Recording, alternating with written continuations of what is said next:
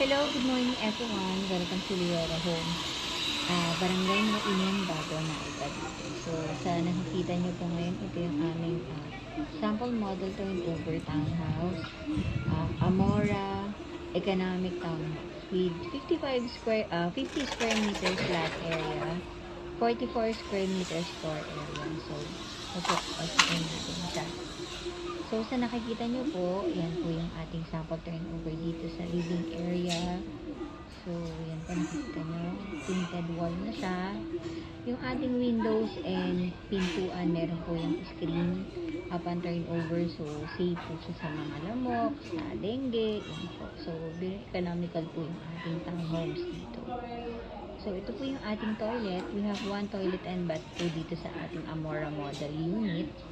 So, yan po, naka-painted wall na siya. May tiles and shower and toilet bowl na po upon turnover. Ito naman po yung ating service area sa likod. So, dito yung ating kitchen sink.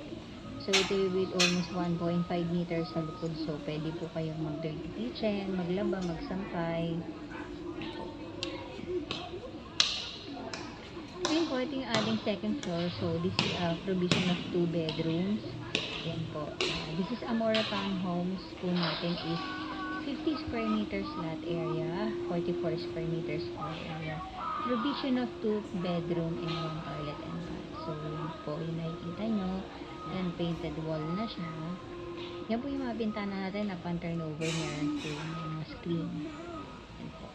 Ito po ay naka-solar na upon turnover, so almost 30% po yung masisingin sa kuryente. Naka-solar panel na po siya. And then also, meron din po tayong rainwater storage po na kung saan pwede nyo pong gamitin yung tubig na galing sa ulan, malilinis po yan. Nakatulong po sa paglilinis po naman. So, yan. Ito po ang ating Amora Townhomes, Economic Townhouse project po namin dito sa Liora Homes by My City Homes. This with carport po siya. So, ito yung pinaka-front niya. So, yan po. Yan, may carport na po yan.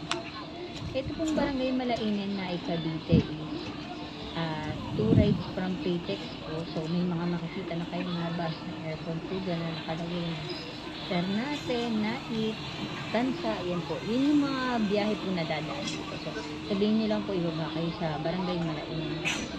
Po, alam na po nila yan. Actually, sa highway, natatanaw na siya.